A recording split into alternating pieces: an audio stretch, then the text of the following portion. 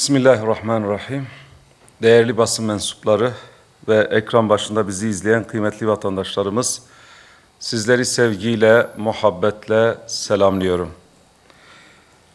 Evet, partimizin iç ve dış gündeme dair fikirlerini paylaşacağız ama bugün iç gündemle ilgili birkaç konuya değineceğim. İç gündemle ilgili özellikle bu kumarbazlar maalesef iyilik meleği gibi gösterilmeye çalışılıyor. Seküler, laik kesimin bir zamanlar adeta toz konduramadığı bazı sözde sanatçı ve program sunucularının ahbap çavuş ilişkileriyle milletin duygularını sömürerek deprem bölgeleri için topladıkları yardımları özellikle kumar masalarında ve sanal kumar ortamlarında çarçur ettiklerine dair güçlü iddialar kamuoyunda geniş yankı uyandırmıştır. Bu iddialar toplumun kumar illetini ve bu illete bulaşmış kişilerin toplumda rol model olarak öne çıkarılmasını doğuracağı tehlikeleri bir kez daha gündeme getirmiştir. Kumar bugün artık sadece kumarhane masalarında değil, cep telefonu ekranlarında, canlı bahis bildirimlerinde, gençlerin gözü önünde akan reklam kuşaklarında yer buluyor. Bu bağımlılığın en tehlikeli yanı kazanma vaadiyle süslenerek meşrulaştırılması ve toplumun güya saygın gördüğü isimler eliyle dolaylı olarak normalleştirilmesidir. Oysa bir neslin geleceği ekrandaki jetonların parıltısına terk edilemez. Bu çürümeye karşı sözde öte eylem şarttır. Bu çürümeye karşı sözden öte eylem şarttır. Her türlü kumar organizasyonu yasaklanmalı, bahis ve kumar reklamlarına yönelik denetimler caydırıcı hale getirilmelidir.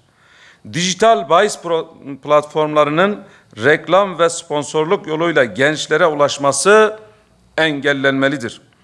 Bu tür tanıtımlara izin veren mecralar caydırıcı şekilde cezalandırılmalıdır. Gençliğimize bırakılacak en büyük miras hesapsız bir servet değil, emeğin ve alın terinin kıymetini bilen sağlam bir karakterdir. Aileleri, ekonomik düzeni ve toplumsal huzuru olumsuz etkileyen kumar bağımlılığı bireysel bir zaaf olarak değil, tedavi edilmesi gereken bir halk sağlığı sorunu olarak görülmeli ve bağımlılara ücretsiz, erişebilir tedavi imkanı sağlanmalıdır. Bağımlılıkla mücadele kapsamında mahalle, cami ve okul işbirliğiyle erişilebilir rehabilitasyon ağları kurulmalıdır. Okullarda erken yaşta verilecek farkındalık eğitimiyle gençler kumar bağımlılığının yol açtığı yıkım konusunda bilinçlendirilmelidir. Milletin geleceği şansa değil, emeğe, sahte parıltılara değil, sadakate emanet edilmelidir. Unutulmamalıdır ki bu milletin huzura dair umudu hırsızın, kumarbazın ve arsızın gerçekten hesap verdiği gün başlayacaktır. Ayrıca bu davranışlarla anılan kişilerin toplumda rol model olarak parlatılmasından da vazgeçilmelidir.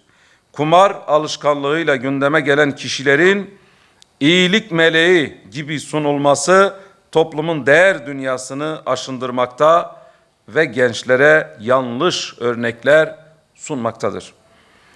Bu konuda medya kuruluşları, kamu kurumları ve toplumun bütün kesimleri daha sorumlu davranmalıdırlar.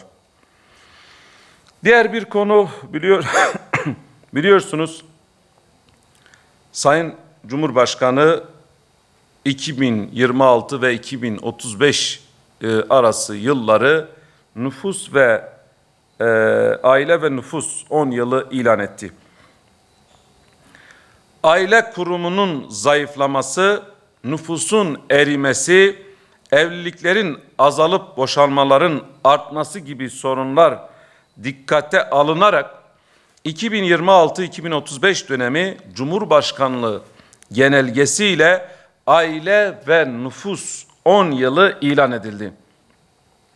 Bu bağlamda aile kurumunu güçlendirecek ve gençleri bilinçlendirecek etkinliklerin yapılması beklenirken maalesef aileyi daha fazla tahrip edecek ve ahlaki yozlaşmayı körükleyecek etkinliklerin sözde kültürel faaliyet olarak kabul edilip organize edilmesi büyük bir çelişkidir.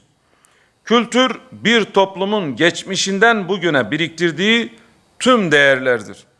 Buna binaen kültürel anlamda yapılacak tüm etkinlikler ahlak ve aile gibi bizleri bugüne taşıyan değerleri yansıtacak ve koruyacak nitelikte olmalıdır. Oysa ülkemizde yapılan sözde kültür festivalleri tamamen Batı'nın hazcı, teşhirci, ahlakı dejenere edici, gayrimeşru ilişkileri teşvik edici anlayışı temsil etmektedir. Özellikle 1 ile 16 Ağustos tarihleri arasında İstanbul'da düzenlenmesi planlanan etkinliklere cinsel sapkınlığın propagandasını yapan grupların ve gayri ahlaki yaşamları olan sözde ünlülerin davet edilmesi, anlam arayışı ve rol model ihtiyacı olan gençliğe vurulan en büyük bir darbedir. Gençliğin geleceğinin şekillendiği kültür ve sanat alanında günübirlik popülerlik uğruna değer aşınmasına yol açacak uygulamalardan kaçınılmalı, gençlerimizin anlam arayışı ve rol model ihtiyacı göz ardı edilmemelidir. Popüler olanı değil, topluma değer katan, kültürel ve ahlaki sorumluluk taşıyan örnek şahsiyetleri öne çıkaran bir anlayış benimsenmelidir. Gençlerimizin değer dünyasını güçlendirecek sağlıklı bir kültür politikaları bu anlayış üzerine inşa edilmelidir. Diğer bir konu vakıf üniversitelerinde çalışan akademisyenlerin yaşadığı sorunlar. Vakıf üniversitelerinde son 2 yılda yüzlerce akademisyen işini kaybetti. Norm kadro fazlası, bölüm kapatma gibi gerekçelerin ardında çoğu zaman bilimsel liyakatten ziyade kurumların gelir gider hesabı yatıyor. Öyle ki mahkeme kararıyla görevinden dönen akademisyenler dahi yeniden işten çıkarılıyor. Öğrenciler ise bu belirsizlik nedeniyle zaman zaman eğitimlerini yarıda bırakmak zorunda kalıyorlar. İlim, piyasanın kar zarar cetveline sıkıştırılmamalıdır. Araştırma, yayın ve bilimsel üretimde yükümlü akademisyenlerin haftalık ders yükünün 15-18 saatte çıkarıldığı, hocaların bir gecede fazla ilan edildiği bir düzende ne akademik nitelik ne de öğrencinin hakkı korunabilir. Özellikle de sosyal bilimlerde bu sorunların daha yoğun yaşanması kaygı vericidir. Vakıf üniversitelerinde keyfi ve toplu işten çıkarmalara son verilmeli, iş güvencesi yasal teminata kavuşturulmalı, norm kadro değerlendirmeleri şeffaf ve nesnel ölçütlere bağlanmalı, mahkeme kararları istisnasız uygulanmalıdır. Bu mağduriyetlerin giderilmesi için kamu üzerine düşeni yapmalı, ilmin ve emeğin hak ettiği saygıyı gördüğü bir düzen bir an önce hayata geçmelidir. İllerimizin bize aktardığı birkaç sorun var. Özellikle Adana ilimizin. Adana ilimizin aktardığı soruna girmeden önce biliyorsunuz bundan 3 yıl önce 22 Temmuz'da Adana İl Başkanlığımızda Adana İl Başkanımızla birlikte İl Sekreterimiz Sacit Pişkin orada bir saldırıya uğradı ve bu kalleşçe saldırı sonucu İl Sekreterimiz Sacit Pişkin şehit oldu. İl başkanımız hem de namazdayken il başkanımız önde imamlık yapıyordu. İl sekreterimiz de il başkanımızın arkasında namaza durmuştu. İsmiyle müsemma olan Sacit kardeşimiz secdedeyken arkasından kalleş bir saldırıyla bıçaklandı. İl başkanımız da bıçaklandı. Ancak il sekreterimiz Sacit Pişkin şehit oldu. Geriye bize masum çocuklarını ve eşini emanet olarak bıraktı. Peki niye Sacit kardeşimiz şehit oldu? Niye il başkanımızla birlikte bu kalleşçe saldırıya uğradılar? Evet, bunun sebeplerinden biri de siyasette kullanılan dildir. Siyasette kullanılan kin, nefret, ötekileştirici, kutuplaştırıcı dilin sonucu orada bir kardeşimiz şehit oldu, il başkanımız yaralandı ve böyle bir vahşet yaşandı. Bunun müsebbiplerinden birileri de siyasette kullandıkları kin, nefret, öfke dilidir, düşmanlaştırıcı dilidir. Bu yönüyle tekrardan hatırlatıyoruz. Siyasette kullanılan dile bir çeki düzen verilmelidir. Kullanılan dil temiz olmalıdır. Ve siyasetin amacı toplumu, milleti birbirine düşürmek, birbirine düşmanlaştırmak ve kutuplaştırmak değildir. Siyasetin amacı bu halka hizmet götürmektir, bu halka hizmet etmektir, bu millete fayda sağlamaktır. Ve ısrarla söylüyorduk, biz savaşa değil seçime giriyoruz. Evet, siyasette belki seçim anında sandıkta yarışılır ama seçim, sandık işi bittikten sonra bir siyasetçinin yapacağı en önemli iş halkına hizmet sağlamaktır. Halkı kutuplaştırıp düşmanlaştırmak değil, belki kucaklamaktır. Halkın birliğini, kardeşliğini, huzurunu, güvenini sağlamaktır. Bu vesileyle tekrardan şehit olan Sacit Pişkin kardeşimize rahmet diliyoruz.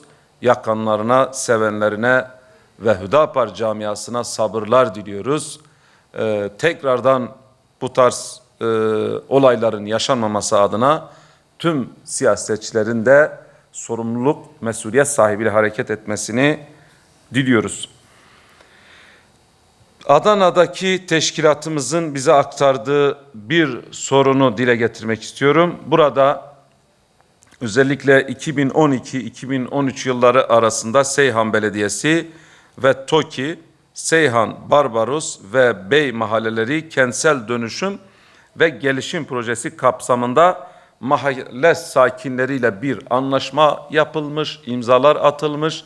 İşte burada bir kentsel dönüşüm yapılacak, burada TOKİ yapılacak ve burada bu anlaşmaya katılan, imzasını atan, evini buna bırakan bir yönüyle onlara ev verilecek diye sözler verilmiş. Ancak o süreçte isteyen hak sahiplerine evlerin boşaltmaları karşılığında paralar verildi. İsteyen ev sahiplerine ise proje bitiminde yeni inşa edilecek dairelerden verilmek üzere anlaşma yapılmış. 2018 yılında hak sahipleri Seyhan Belediyesi ve TOKİ idaresiyle anlaşmayı imzalamış. Anlaşmaya göre TOKİ konutlarının inşasından sonra belirlenecek takvime göre hak sahiplerine daireler teslim edilecekti. Ancak gelinen aşamada daireler tamamlanmış olmasına rağmen hak sahiplerinin büyük bir kısmına daireler teslim edilmediğini bize aktardılar.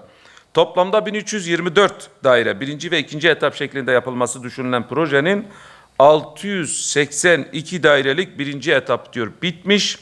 Normalde 682 dairenin hak sahiplerine teslim edilmesi gerekirken bunların içerisinde sadece 338 daire hak sahiplerine teslim edildiğini bize aktardılar. İşin ilginç kısmı teslim edilen 338 dairenin tabi 169 adeti bir kişiye ait, yaklaşık 1000 kişi evinin teslim edilmesini bekliyor. Ve tamamlandığı halde hak sahiplerine dairelerin verilmemesini bu konuda doğal olarak oradaki meskun vatandaşlarımız şikayette bulunuyorlar bizim evlerimiz niye teslim edilmiyor?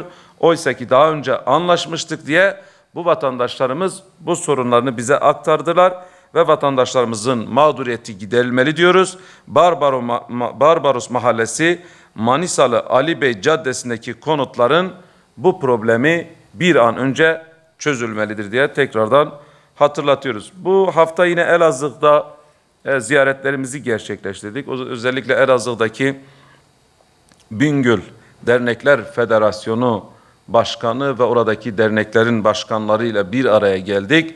Ve oradaki vatandaşlarımızın özellikle Bingöl'deki yollarla ilgili gerçekten ciddi şikayetleri vardı, feryatları vardı. Hatta siyasetçilere güvenlerini kalmadığını ısrarla bunu dile getirdiler. İşte biz sorunumuzu söylüyoruz.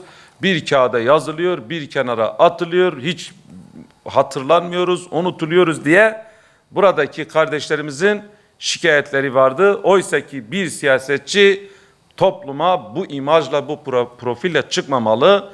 Vatandaşlarımızın siyasetçilere ve siyaset kurumuna karşı ciddi güvensizlikleri var. Bize aktarılan her meselenin takipçisi olmak zorundayız ve bu sorunun çözümü için inşallah bize hangi vatandaşımız hangi problemini, hangi sıkıntısını aktarırsa biz de bu meselelerin takipçisi olacağımızı tekrardan buradan aktarmış olayım. Özellikle Bingöl'de onkoloji bölümü yok. Bundan dolayı hastalar Elazığ'a geliyor. Ve Elazığ'da tedavi olmak için orada ciddi zorluklarla karşılaşıyorlar. En önemli taleplerinden biri uzun süre Elazığ'da kaldıklarından dolayı tedaviye gelecek hastalar için bir misafirhane talebi var. Yani orada vatandaşın zaten acısı büyük. Hani belki diğer basit hastalıklar için buna gerek yok ama onkoloji, kanser hastaları ciddi bir hastalık. Rabbim kimseye bu hastalığı vermesin. Bu hastalığa yakalananlara da Rabbim şifalar versin. Ancak böyle ciddi hastalığı olan hasta yakınlarımıza ve hastalarımıza yardımcı olmak adına burada bir misafirhane olsun. En azından bu vatandaşlar sağlıklı bir şekilde orada kalabilsin. Evet diyorlar, biz evlerimizi açıyoruz. Evlerimizin kapısı, gönüllerimiz sonuna kadar Bingöllü vatandaşlarımıza açık. Ancak sonuçta hasta yakınları hastalarına yakın bir yerde, misafirhanede daha rahat edeceğini belirtiyorlar. Doktor sıkıntısı oluyor. İzne çıkan doktor oldu mu diyor, biz orada çaresiz bir şekilde perişan oluyoruz. Kırsal mahallelerde özellikle Bingöl'ün kanalizasyon ve atık su sorunları var. Örneğin Su Düğünü köyünde yıllardır çözülemeyen yol sorunu var. Adaklı bölgesiyle ilgili orada ısrarla bu konuda yol sorunu olduğunu bize ilettiler. Hatta dediler isterseniz gelin bakın oradan gerçekten araçlar çok zor şartlarda gidebiliyor diye yol problemi olduğunu aktardılar.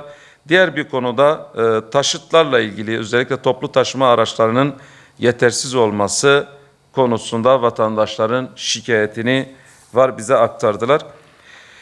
Diğer bir sorun Dicle. Benim kendi memleketim, doğup büyüttüğüm Diyarbakır'ın Dicle ilçesinde vatandaşlarımızın bize aktardığı, özellikle Dicle ilçe teşkilatımızın bize aktardığı, oradan halkın bize aktardığı bir problem var. Ve burada özel bir şirket 311 panelle devasa bir güneş enerjisi GES dediğimiz bir projeyi hayata geçirmek istiyor. Evet, bu tür projeler tabii ki önemli. Yenilenebilir enerjinin yapılması çok önemli. Fakat bu projeler yapılırken vatandaşla, oradaki köylülerle, halkla istişare yapılmadan yapıldığı zaman bu kez yapılan iyi bir şey kötü bir duruma dönüşebiliyor. Özellikle yapılması düşünülen güneş enerjisi santrali projesi yerleşim alanlarında yapıldığına dair bize aktarıldı. Ve burada en çok rahatsızlık duyan köylerimizden biri Yeşilsırt köyümüz. Yani Zazaca ismiyle Bazbın dediğimiz bu köylü vatandaşlarımız bundan şikayetçi. Buradan rahatsız olduklarını ifade ediyorlar. Keza Taşağıl köyü Bağlarbaşı mahallesi de bu durumdan etkilenecek. Bahsettiğimiz bu alanlar tabii mera ve orman, doğal su kaynaklarının olduğu alanlar olduğu söyleniyor. Burada 311 panelin yapılması yüzlerce dönümün alanın işgal edilmesi demektir ve burada öncelikle köylerimiz temel geçimlerini tarım ve hayvancılık üzerinden sağlıyorlar. Bu panellerin mera alanlarını işgal edecek binlerce ağacın belki de kesilmesine sebebiyet verecekler. Evet, paneller yapılsın, güneş enerjisi santralleri yapılsın ancak çevreye zarar vermeden, mera alanlarını çok işgal etmeden, köylüleri, orada oturan halkı rahatsız etmeden, mağdur etmeden yapılsın. Bu konuda nerede yapılabilir? Özellikle atıl olan alanlarda, verimsiz olan alanlarda bunlar yapılabilir. Aynı şekilde hayvanların otlatılmadığı daha farklı alanlarda yapılabilir. Ve yerleşim yerlerinden uzak alanlarda bunların yapılması daha sağlıklı olacaktır. Ve özellikle Yeşilyurt, Bazbın köyü ve bir diğeri de Taşağıl köyü, Bağlarbaşı mahallesi bu vatandaşlarla da istişare edilmeli. Hiçbir vatandaşımız rahatsız edilmeden, mağdur edilmeden bu projeler devreye konulmalıdır diyoruz. Çünkü vatandaşlarımızın köyü orasıdır. Yani başka bir yeri yok, başka bir alanı yok. Vatandaşlarımızın mera alanları, özellikle hayvanların otlattığı alanların işgal edilmeden daha verimsiz, kullanılmayan atıl alanlarda bu GES'in yapılması daha doğru olduğunu düşünüyoruz. Teşekkür ediyorum.